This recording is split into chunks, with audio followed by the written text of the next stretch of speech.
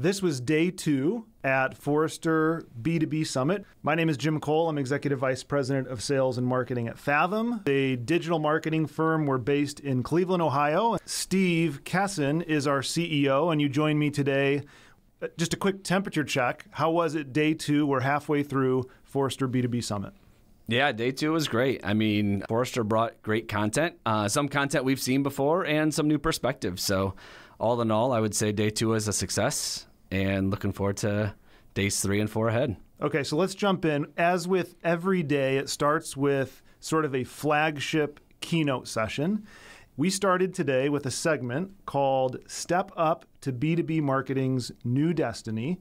This was a perspective and research that was presented by Jennifer Ross and Lori Wisdow, Senior Research Director and Principal Analyst with Forrester. They largely presented a mandate for B2B marketers. And that's something that we see sort of at every conference. We see a lot in white papers. This almost every year, there's a new mandate for marketers. Here was the mandate. The traditional role for B2B marketers, that role is necessary but not sufficient. So the traditional role being really 3 parts. Number 1, that of a brand marketer, that of a marketer who's concerned with lead generation, and thirdly, a marketer who needs to think about sales support to drive revenue for the business. And they largely presented this idea that on top of all of those things, the B2B marketer of tomorrow primarily needs to be concerned with delivering value to existing and future customers. So what say you to this new mandate? I would say that's not the mandate of tomorrow. That's the mandate of today. And from my perspective and working with lots of CMOs and B2B and B2C, quite frankly, the world of marketing has fundamentally changed. And I would say 10 years ago, marketing was significantly a creative and communications function. It was, I would call, a response to business strategy. But the world's changed, and considerably driven by the notion that the consumer's in control like never before. And that simple change has had a cascading effect in many ways. So the role of marketing still is a creative and communications function, but it's now also a technology function like never before. It's now an analytical function like never before, and a business strategy function. So it's no longer a response to business strategy, it's a driver of business strategy. And honestly, Jim, that's one of the things they brought forth in the conversation today that I found interesting, that I directly connect on, is almost a cry to the marketing leader to reach across the aisle and connect with the other leaders of the business, because you are in such a unique position to do so. And I see that clearly every single day. And the marketers who do that are the ones that are succeeding.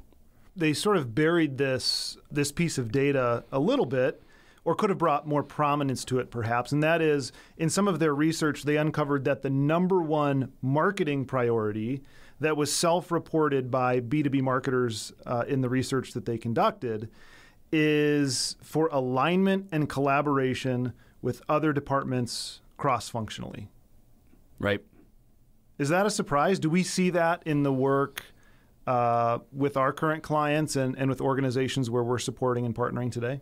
I would say it's not often stated in those specific terms, but I think the notion of what they're trying to bring forward is exactly what we're seeing.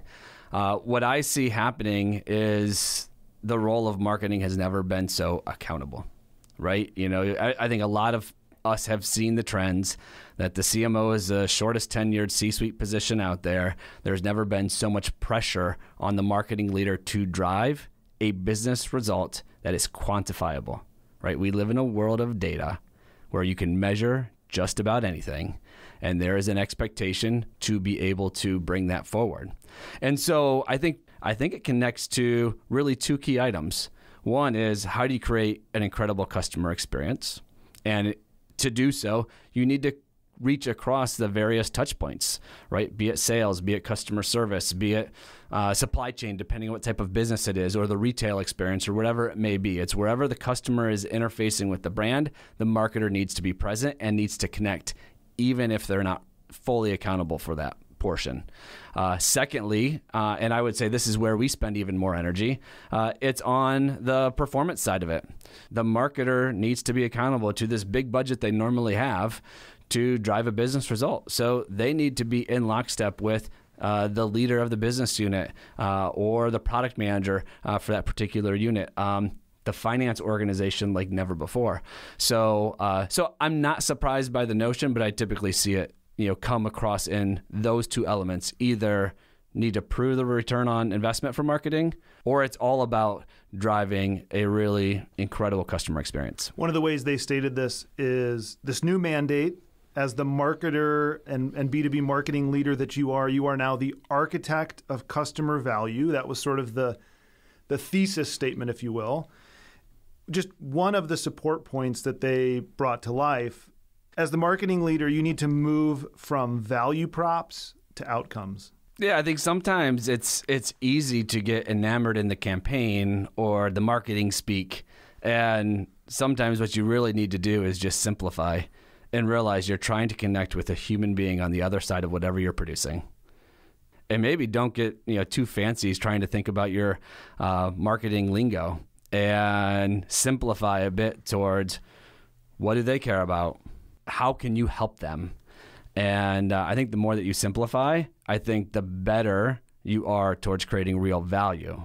And if you create real value, you should start driving outcomes. Okay, let's move on to the rest of the day. Day 2 is sort of the heaviest and most focused day of content, of networking sessions, of roundtables and the like. And I think your experience was one of variety.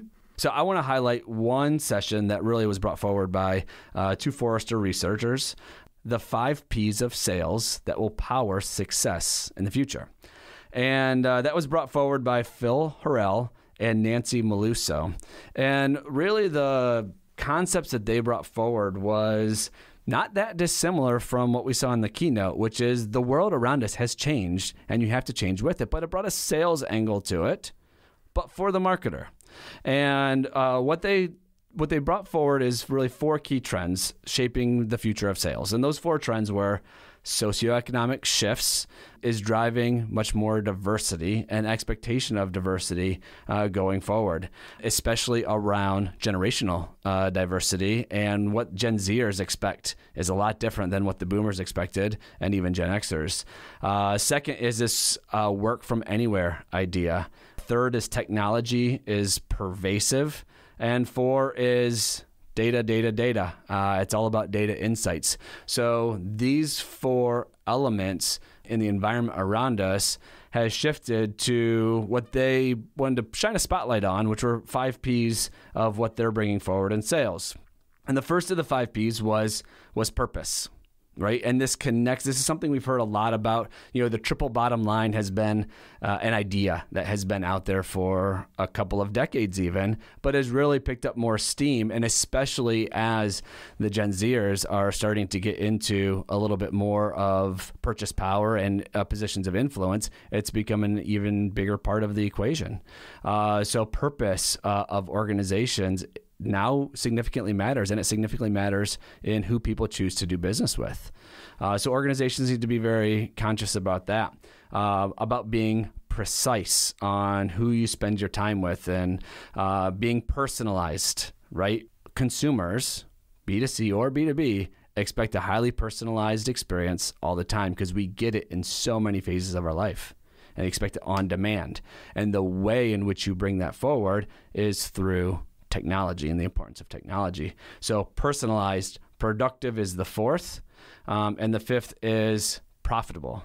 No longer focusing on just top line numbers, but a profitable net new customer coming into the door, which once again connects to this idea that's kind of flowed throughout the entire day. Yeah, I think that's interesting. It connects to some of the content sessions and conversations I was a part of in the middle of the day, really around demand generation and ABM, account-based marketing.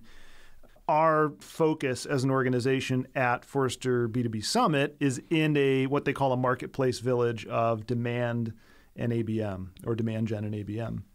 And so that's where I spend a lot of my time. One of the ideas that you just talked about is this notion that to some degree, with a very broad brush, that those in demand gen roles are sort of looking for customers and customer acquisition wherever you can get it. Go get it where you can find it. And that ABM is a separate set of skill sets, strategies, and tactics that's all about value recognition. And so go get it where it matters. What's your reaction to that? That demand gen is about get it where you can find it. ABM is about get it where it matters. I mean, once again, I would almost simplify to the idea of anything you're doing, you need to be smart about it and measure the impact of what it's doing. Now, ABM is about targeting intentional customers that you think would benefit from your product, right? So, and that really came forward in, connecting it to yesterday where, they launched the new Forrester B2B revenue waterfall, and they now call it the target accounts and the target opportunities as opposed to target audience, which was the old Serious Decisions model. So, in my mind, it's, once again, let's simplify this thing. And it's all about, driving a result by focusing on the outcomes there. It's never an industry conference or event if there's not some proclamation that something will or won't happen in X amount of time. And I was surprised I didn't hear any of that yesterday. I'm sure somebody made one of those proclamations, but today I finally heard it. It had to do with ABM, and it was this, that in 5 years, ABM won't be a thing anymore. It will just be marketing. And I always kind of laugh at those just because I find some small amount of entertainment value in sort of these prophecies or predictions about what will or won't happen. Of course, because we say it in the moment at these events, sometimes for the crowd of 2,000 or 3,000 that will hear it, and then we never revisit that prediction to suggest whether someone had an eye toward the future correctly or not. But that's neither here nor there. Well, I think the premise is the idea of it's going to become ubiquitous. And I think that connects to what I was just saying. It's similar to 10 years ago when they were talking about mobile marketing. And now it's just marketing because mobile is so prevalent in everything in which we do. Okay. I wrapped up my day by attending a roundtable around revenue operations. And this is sort of a focus on what Serious Decisions had put out as the demand spectrum model, but it's a path to marketing and sales alignment largely. And I did find that valuable, particularly where they talked about marketing's demand activity, which is where we often focus with our clients, that marketing's demand activity must be aligned with sales strategy. And so to determine which marketing approach is the most appropriate for any given organization, it really depends on a number of factors around the degree of insight you have into that opportunity, the collaboration cadence that's made possible between the sales and marketing organizations, and the level of customization in terms of your ability to deliver content, value, and interactions with those audiences. The takeaway from that is marketing's alignment with sales matters if you're really going to drive results. All right, I want to give you the last word. This is day 2 of 4 days at Forrester B2B Summit. We are, of course, virtual. That presents a whole sort of new experiences and opportunities to sort of interact with content and people in a different way. What strikes you about this event? What surprises you? What are you most looking forward to as we wrap up the next couple days? Yeah, so what strikes me about this event is it's really strong content that Forrester brings, and that's one of the things that attracts us into this event. It's great to connect with industry practitioners. So I would say, I've brought in and captured some really good insights throughout this event, but I miss the people. There's nothing that really replaces the opportunity to connect with someone as you're filling up your water cup, or you're about to sit down for a session, or bump into someone in the hallway. So this virtual, they have done a nice job with this virtual setting, but I'm looking forward to being live next year.